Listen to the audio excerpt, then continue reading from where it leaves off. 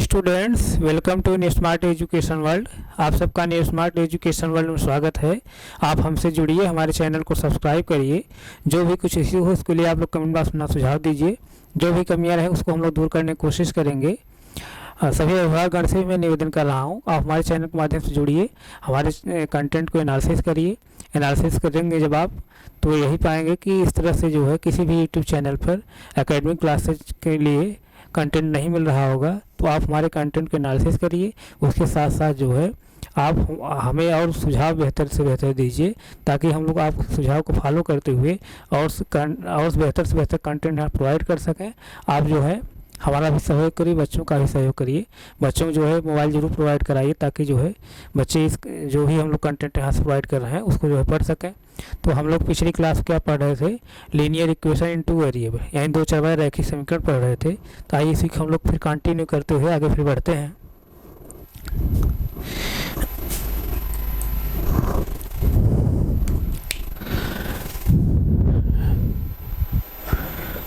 दो चर वाले रैखिक समीकरण,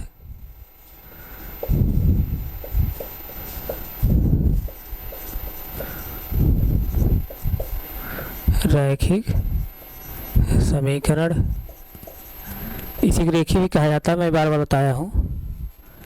यानी लीनियर इक्वेशन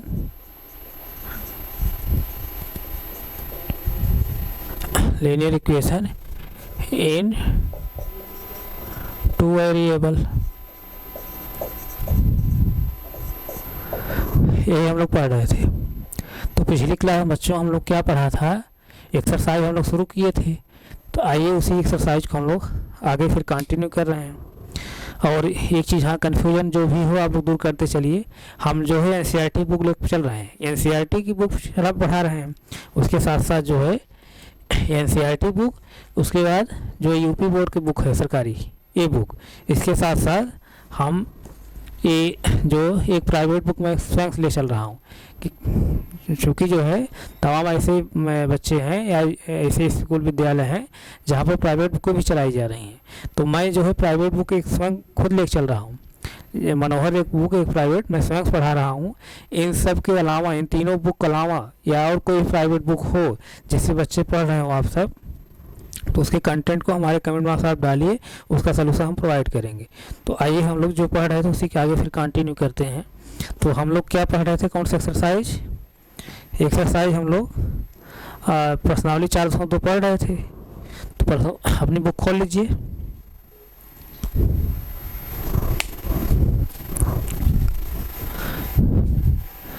प्रश्नावली 402 यानी एक्सरसाइज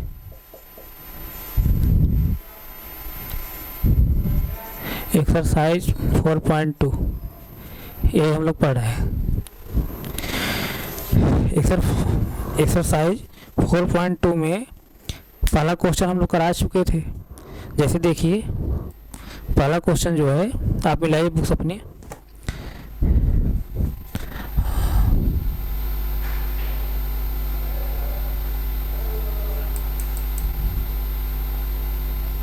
और जो भी मैं कंटेंट पढ़ा था वो एनसीईआरटी से पढ़ा था। एनसीईआरटी में आपके पास एनसीईआरटी बुक हो तो एनसीईआरटी मिलाइए, नहीं तो यूपी बोर्ड बुक हो तो यूपी बोर्ड वाली बुक मिलाइए, मनोहर पढ़ा तो मनोहर मिलाइए, और अगर दूसरी कोई बुक पढ़ा तो उसको भी मिलाइए आप। उसके अलावा अगर और कोई कंटेंट आप लोग पढ़ रहे हो तो जो है हमारे कमेंट बॉक्स में आप डालिए इसको।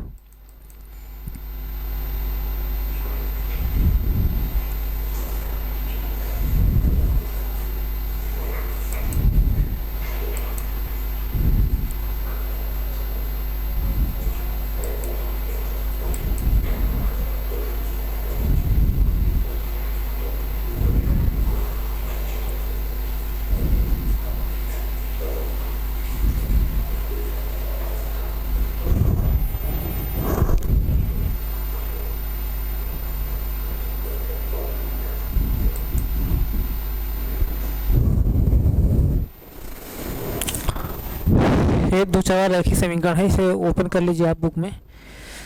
तो 402 वाली एक्सरसाइज हम लोग पढ़ेंगे। आइए इसे देखा जाए।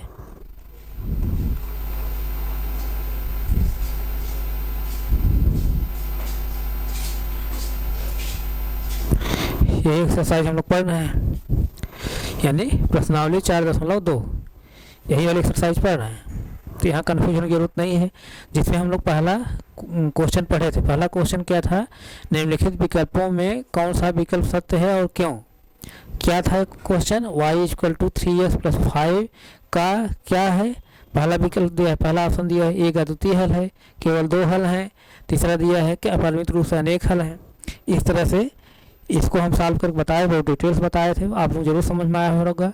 अगर नहीं समझ में आया है तो आप जो है उस क्लास को जो है 2 बार 3 बार रिवाइज कर लीजिए। हमें तो लगता ही नहीं समझ में आया होगा। अगर नहीं किसी बच्चे को समझ में आया है तो उस क्लास को 2 बार 3 बार आप देखिए। उसके बाद भी अगर कोई डाउट रहता है तो आप लोग जो है जो भी प्रॉब्लम रहे उसको कमेंट बॉक्स में डालिए, उसको फिर हम रिवाइज करेंगे। तो अब हम लोग क्वेश्चन हम 2 पढ़ेंगे। अब देखिए इस बुक से हम पढ़ा रहे हैं, ध्यान से मिला लीजिए। NCERT वाली बुक से हम लोग पढ़ा रहे हैं।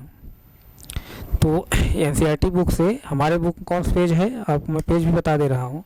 हमारे में 83 पेज है, 83 पेज है। आप में कौन पेज है मिला लीजिए, और पेज आगे पीछे हो सकता है, लेकिन मैं बुक यहाँ खोल दिखाया हूँ। तो बुक आप लोग जो है खोल करके जो मैं कंटेंट पढ़ा उसको आप पढ़िए। आइए जैसे देखिए, यहाँ जैसे देखिए दूसरा क्वेश्चन क्या कह रहा है। दूसरा क्वेश्चन कह रहा है कि निम्नलिखित समीकरणों में से प्रत्येक समीकरण के 4 हल लिखिए। निम्नलिखित समीकरणों में से प्रत्येक समीकरण के 4 हल लिखिए। इस तरह के जो क्वेश्चन थे हम लोग जो है एग्जाम्पल के माध्यम से इस तरह से क्वेश्चन हम लोग काफ़ी सॉल्व करके देखे थे। तो हमें भी ऐसा नहीं लगता कि किसी बच्चे को कोई प्रॉब्लम होगी ऐसे टाइप क्वेश्चन सॉल्व करने में। अगर प्रॉब्लम है तब भी कोई बात नहीं है, हम इसको जो है सॉल्व करते हुए आगे बढ़ रहे हैं। तो आप लोग ध्यान दीजिएगा, गौर से पढ़िए, नहीं तो फिर जो है कंफ्यूज हो जाएंगे आप सब। तो आइए हम लोग क्वेश्चन नंबर 2 हम लोग पढ़ना शुरू करते हैं। यानी प्रश्नावली 4.2 का दूसरा क्वेश्चन है यही।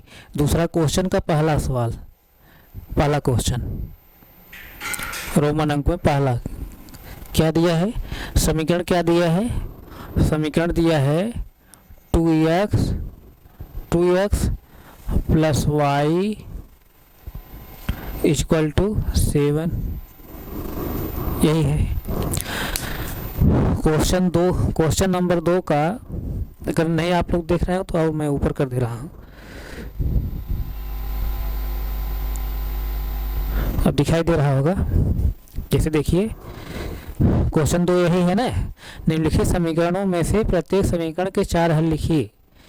अलग अलग समीकरण दिया है, जैसे ये रोमन में अंक में दिया है, पहला दिया क्या 2x + y = 7 दिया है, दूसरा दिया है क्या πx + y = 9 दिया है। इसी तरह बच्चों क्या दिया है कि x = 4y दिया है।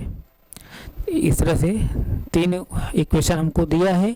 इन तीनों इक्वेशन को हम लोग को क्या निकालना है, 4 हल, इनके 4 सलूशन निकालना है।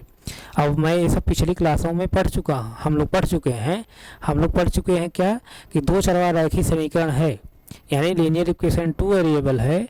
2 चरवा जो रैखिक समीकरण होता है उसमें जो चर प्रयोग किए जाते हैं उस चर के भिन्न भिन्न मान के लिए भी सेटिस्फाई हो जाता है।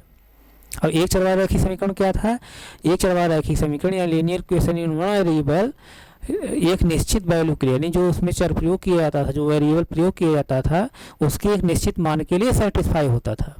लेकिन 2 चरवा रैखिक समीकरण जो है उसके वेरिएबल जो प्रयोग किए जाएंगे उन वेरिएबल के भिन्न भिन्न मान के लिए भी सेटिस्फाई होगा। यानी यहाँ सेंस क्या निकल रहा है, 2 चरवा रैखिक समीकरण के एक से अधिक हल हो सकते हैं, या कई हल हो सकते हैं, अनंत हल हो सकते हैं, अनेक हल हो सकते हैं।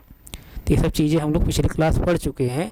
तो वही इसमें क्वेश्चन में दे रहा है, कि क्वेश्चन में क्या कह रहा है कि निम्नलिखित समीकरणों में से प्रत्येक समीकरण के 4 हल लिखिए। क्वेश्चन कह रहा है कि जो समीकरण दिया गया है नीचे उनके 4 हल निकालना है, यानी कम से कम 4 हल आप निकाल दिखाइए। तो ये सब तो इस टाइप के क्वेश्चन जो है हम लोग पिछले क्लासों में यानी एग्जाम्पल के माध्यम से हम लोग इसको सीखे थे कैसे निकाला जाएगा। तो हमें ऐसा नहीं लगता कि आप लोग नहीं आ रहा होगा, वो नहीं अगर आ रहा है तो कोई बात नहीं, आप पेशेंस रखिए, हम इसको जो है फिर से उसको सॉल्व करते हुए आगे बढ़ते हैं। आप लोग सीखिए। जैसे देखिए पहला यही है, पहला ये इक्वेशन है, ये पहला इक्वेशन दिया है 2x + y = 7 दिया है बच्चों। अब इस 2x + y = 7 को हमको पहले तो बार जो है किस फार्म बनाना है, ax + by + c = 0 फार्म बनाना है। किस फार्म में, ax + by + c = 0 फार्म पहले बनाइए, यानी linear equation in two variable के स्टैंडर्ड फार्म पहले बनाना है। लीनियर इक्वेशन टू वेरिएबल के स्टैंडर्ड फार्म में, यानी दो चर वाले रैखिक समीकरण के व्यापक समीकरण के फार्म पहले बनाइए, तब जो है वहाँ से एक्स और वाई की वैल्यू भिन्न भिन्न वैल्यू निकालिए, यानी 4 सोल्यूशन निकालिए, 4 हल निकालिए। तो ax + by + c = 0 फार्म नहीं है, यानी दाहिने साइड में क्या होना चाहिए, मैं बताया हूँ 0 होना चाहिए। दाहिने साइड में 0 नहीं है, आइए देखिए तो कैसे करेंगे। 2x + y, अब इधर से 7 हम इधर पक्षांतर करेंगे, ट्रांसपोज करेंगे, तो इधर +7 इधर आए क्या हो जाएगा, -7 हो जाएगा, यानी -7 = 0। अब किस फार्म हो गया, ax + by + c = 0 फार्म हो गया, ax + by + c = 0 फार्म हो गया। अब बच्चों मैं क्या बताया था, अब यहाँ से हमको x और y वैल्यू निकालना है। कितने वेरिएबल है, 2 वेरिएबल है, और इन्हीं दोनों वेरिएबल का मान हमको निकालना है। लेकिन प्यारे बच्चों मैं ये चीज़ बताया था, बार बार मैं बताया था कि यहाँ पर 2 वेरिएबल हैं, यानी 2 चर हैं, 2 समीकरण भी होना चाहिए, तब तो आसानी से वैल्यू हम लोग निकाल लेते। 2 चर हैं यहाँ पर, 2 समीकरण भी रहे होते, तब हम लोग चर के मान जो है आसानी से निकाल लेते, एक्स और वाई के मान हम आसानी से निकाल लेते। लेकिन अभी हमको 2 चर तो पढ़ना है, लेकिन 2 समीकरण साथ साथ नहीं पढ़ना है, ये आपके सिलेबस में अभी नहीं है। तो जो सिलेबस माप है उसी के अकॉर्डिंग हम चल रहे हैं। तो यानी एक इक्वेशन के ही माध्यम से हमको एक्स और वाई वैल्यू निकालना है। 2 चर वाला एक ही समीकरण दिया है, लेकिन यहाँ पर 2 समीकरण नहीं दिया है, बल्कि क्या दिया है, एक ही समीकरण दिया है। एक ही समीकरण के माध्यम से हमको एक्स और वाई का मान निकालना है, और एक्स और वाई का मान जो निकलेगा वही क्या होगा, इसका सलूशन होगा। लेकिन कब होगा, जब हम एक्स और वाई का मान निकालेंगे, जब हम एक्स और वाई का मान निकालेंगे, एक्स और वाई का मान जो निकल कर आएगा, उस एक्स और वाई का मान इस इक्वेशन में हम रखेंगे, यानी एक्स और वाई के पोजीशन में एक्स और वाई का मान को हम रखेंगे। अगर इक्वेशन सेटिस्फाई हो जाएगा, यानी इक्वेशन का बायां पक्ष दायां पक्ष मान समान हो जाएगा, तब हम क्या कहेंगे, एक्स और वाई जो वैल्यू हम निकाले हैं वो क्या है, इस इक्वेशन क्या है, सलूशन है, हल है। तो यहाँ तक कोई कन्फ्यूजन नहीं होगा। तो आइए बच्चों हम लोग देखते हैं, फिर समझिए।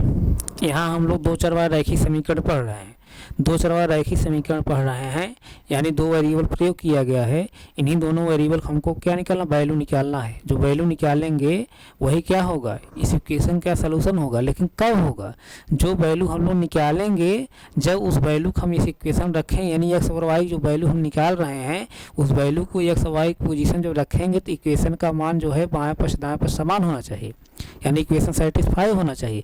तो अगर एक्स और वाई की वैल्यू पर इक्वेशन सेटिस्फाई हो रहा है, यानी बाएं पक्ष दाएं पक्ष समान हो रहा है, तब हम क्या कहेंगे, जो वैल्यू एक्स और वाई निकल कर आई है, इस इक्वेशन का सलूशन है, हल है। इस तरह से मैं पिछली क्लासों में इसको हम लोग देखे थे। तो आइए हम लोग जो है फिर आगे कंटिन्यू करते हैं। तो हमको एक्स और वाई का मान यहाँ से निकालना है, तो मैं एक्स और वाई का मान निकालने क्या बताया था। सबसे पहले जैसे आप यहाँ से जो समीकरण दिया वही आप लीजिए।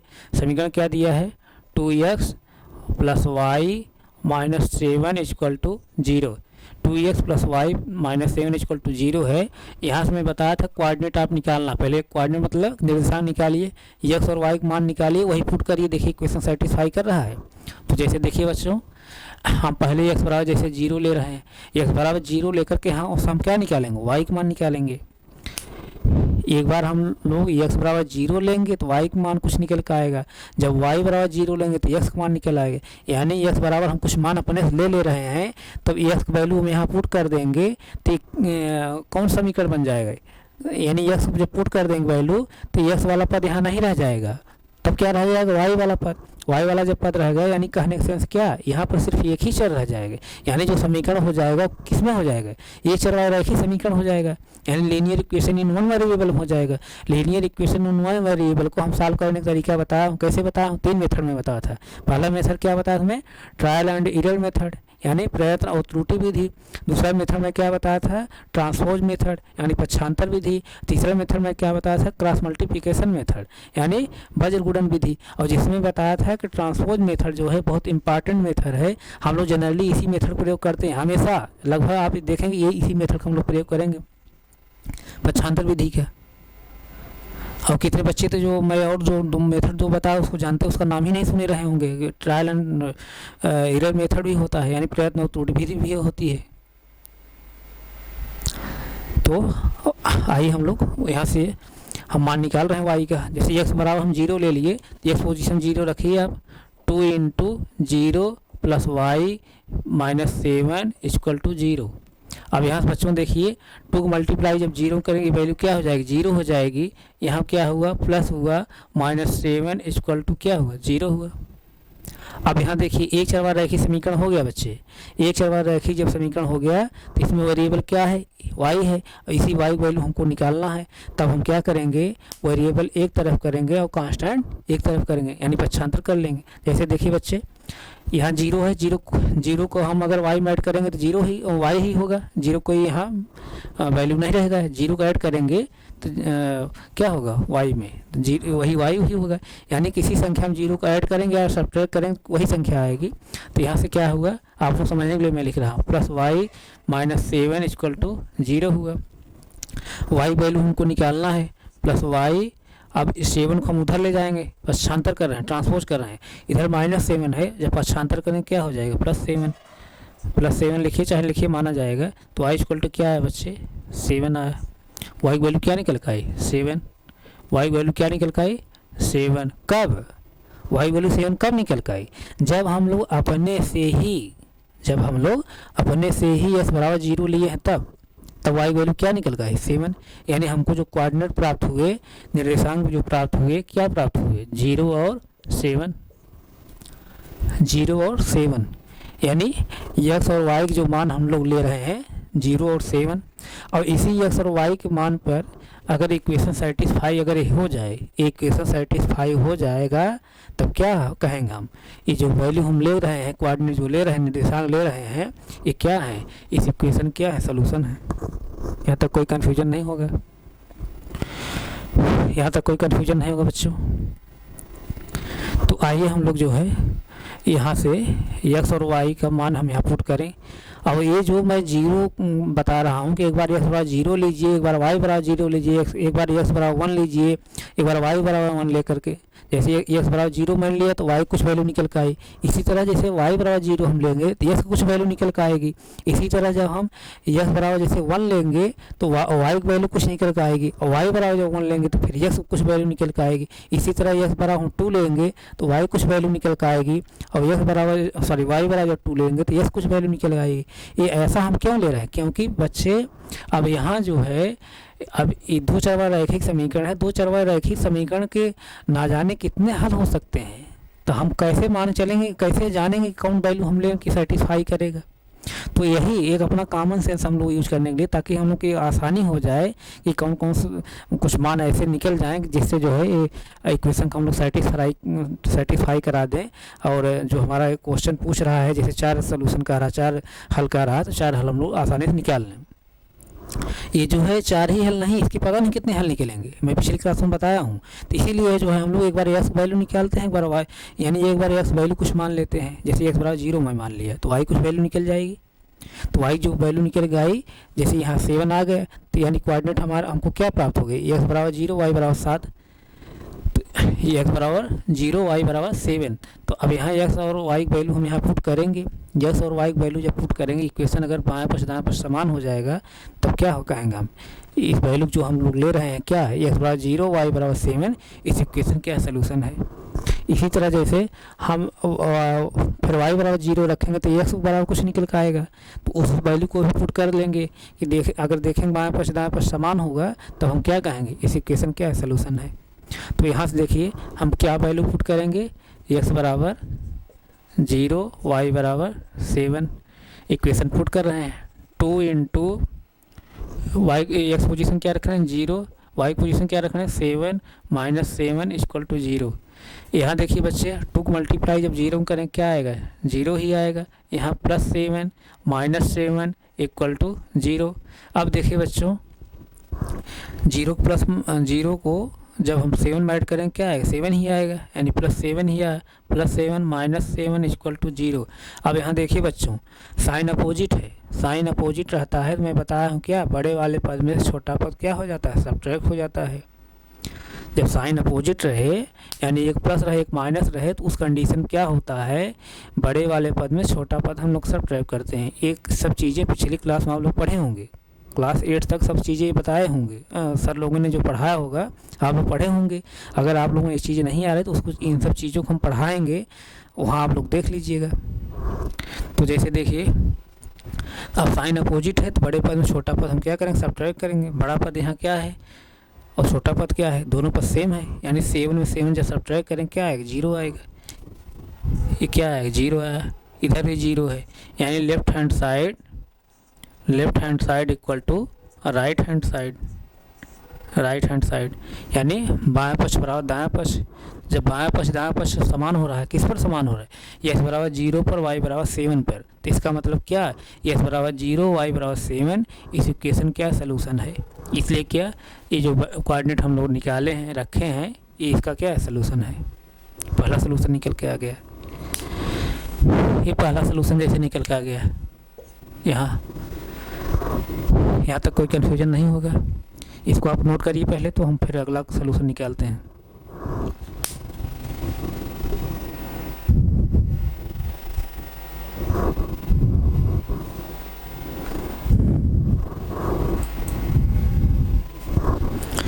इसको नोट करिए, अगला सोल्यूशन हम निकालते हैं।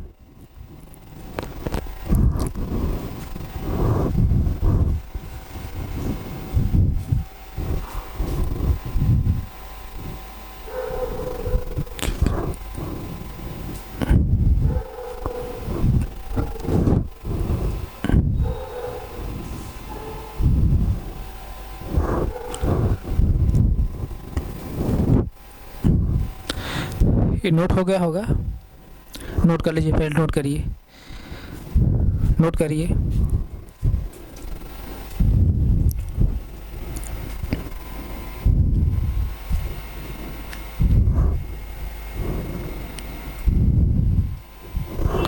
इसे नोट कर ले, जो चीज़ ना समझ में आए, जो भी कंटेंट ना समझ में आए उसके लिए आप लोग कमेंट बॉक्स में अपना कमेंट कर बताया करिए। जो भी चीज़ नहीं समझ में आए उसको हम जो है रिवाइज करते हुए फिर आगे बढ़ेंगे। ये चीज़ नोट कर लीजिए आप।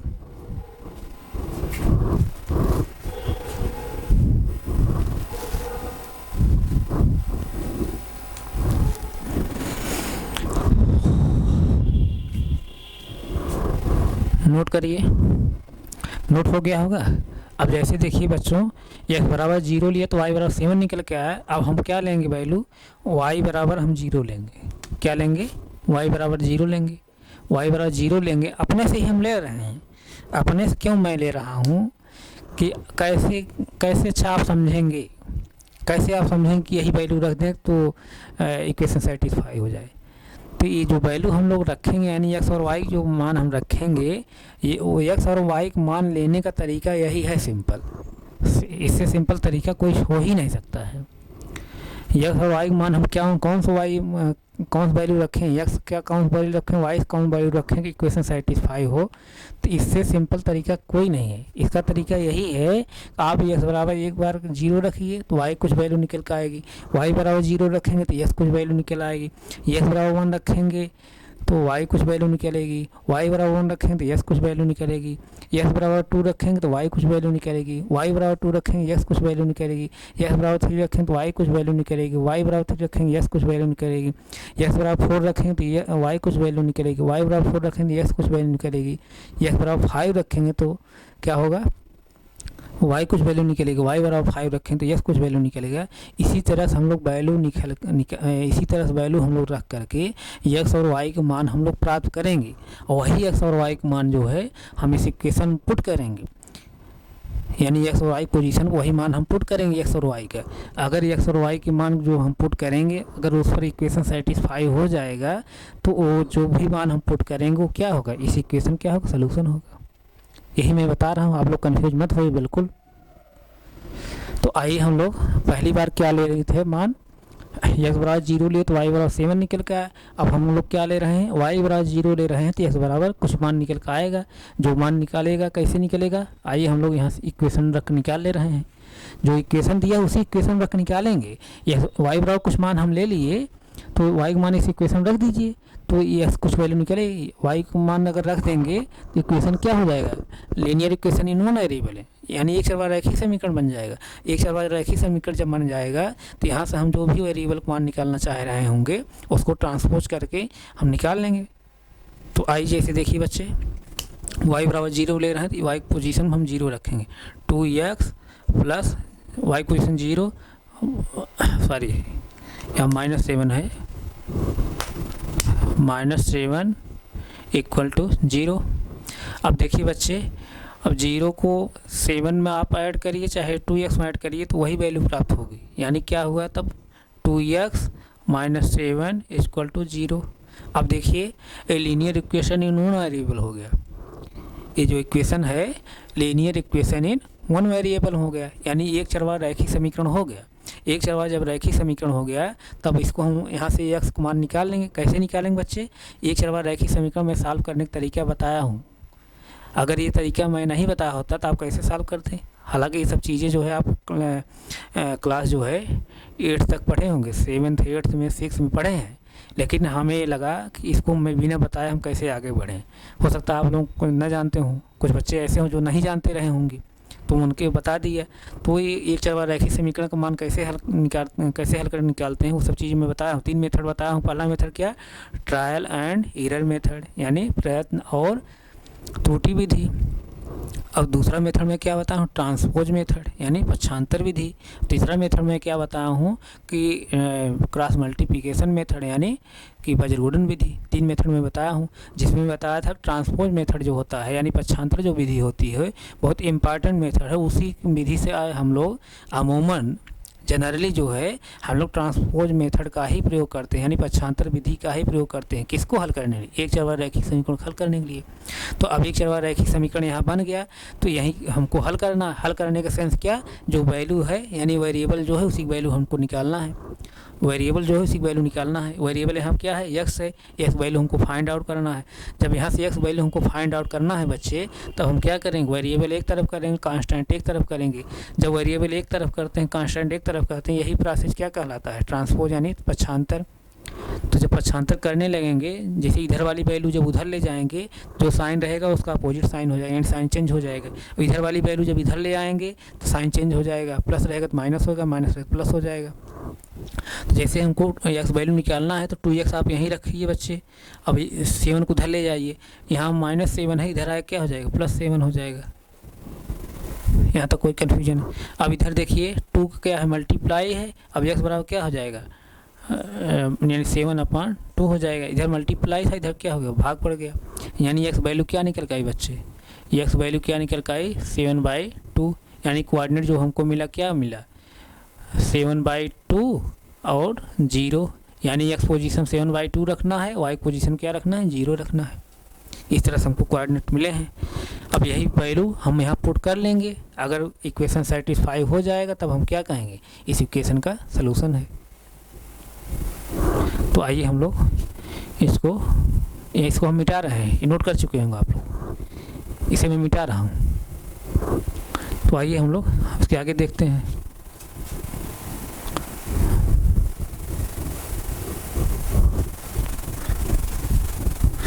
जैसे देखिए x बराबर क्या लेना है, 7/2।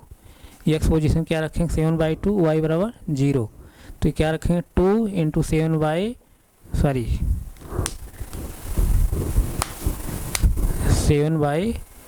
7/2 प्लस वाई की पोजीशन क्या है 0 माइनस 7 इक्वल टू 0। अब देखिए 2 से 2 कैंसिल हो, क्यों कैंसिल हो बच्चे, ऊपर भी 2 है नीचे भी 2 है, ये क्या है फ्रैक्शन का मल्टीप्लिकेशन यानी भिन्न का गुणा है। जैसे देखिए 2/1 भी लिख सकता हूँ। अब देखिए 2/1 हो गया, 7/2 हो गया। तो भिन्न का गुणा हम लोग कैसे करते हैं, ऊपर को ऊपर करते हैं, नीचे नीचे, यानी अंश गुणा अंश में, हर गुणा हर में। तो यहाँ ऊपर क्या हो जाएगा 2 × 7 हो जाएगा, नीचे क्या है 1 × 2 हो जाएगा। तो ऊपर 2 है नीचे 2 है, 2 कैंसिल हो गया, तो क्या बचा है 7 बचा। तो यानी कहने का सेंस क्या है 7 और प्लस 0 माइनस 7 बराबर 0। अब देखिए 0 को अब 7 ऐड करेंगे क्या आएगा 7 ही आएगा। मैं आप लोग समझने के लिए ऐसा लिख रहा हूँ, नहीं तो आप लोग जानते रहे ही होंगे। 7 माइनस 7 इक्वल टू 0। अब साइन क्या है अपोजिट है, यानी एक प्लस, यहाँ कुछ साइन नहीं लिखा है प्लस साइन माना जाता है, यहाँ प्लस साइन है और यहाँ माइनस साइन है, तो यानी साइन क्या है अपोजिट है। जब साइन अपोजिट रहता है बड़े वाले पद में छोटा पद हम क्या करते हैं सब्ट्रैक्ट कर देते हैं, और जो वैल्यू आती है वहाँ साइन किसका लिखते हैं बड़े वाले पद का। तो यहाँ बड़े वाले पद में छोटा पद सब्ट्रैक्ट करेंगे तो क्या आएगा, पद बड़ा नहीं है बल्कि दोनों पद सेम है, यानी 7 में 7 सब्ट्रैक्ट करना है तो क्या आएगा 7 में 7 सब्ट्रैक्ट करेंगे क्या आएगा 0 आएगा। जैसे 1 में 1 जब करेंगे बच्चे सब्ट्रैक्ट क्या आता है 0 आता है ना, उसी तरह 7 में 7 सब्ट्रैक्ट करेंगे क्या आएगा 0 आएगा, यानी 0। और राइट साइड में भी 0 आया, तो यानी LHS left hand side equal to right hand side, बाएं पक्ष बराबर दाएं पक्ष, बाएं पक्ष बराबर दाएं पक्ष। यानी इसका सेंस क्या, यस बराबर 7/2 वाई बराबर 0। इस इक्वेशन क्या है सलूशन है। इस तरह से दूसरा सलूशन निकल गया, दो हल निकल गया, दो हल निकल गया। अब दो हल निकल गया, अब क्लास लंबी हो जाएगी, अगला जो है और दो सलूशन हम अगली क्लास में निकल दिखाएंगे। तो हम यहीं तक रख रहे हैं। आप लोग ज़्यादा संख्या में जुड़िए, जो भी कुछ इशू हो, जो भी कुछ कमी हो, आप लोग जो है उसके लिए आप हमारे कमेंट बॉक्स बताइए, जो भी इशू रहेगा उसको हम सॉर्ट आउट करने की कोशिश करेंगे। प्यारे बच्चे इसको आप लोग नोट कर लीजिए, पहले नोट कर लीजिए तुरंत, इसको नोट कर लीजिए। अगला जो दो सलूशन है उसके इसके आगे से हम लोग निकालेंगे कल।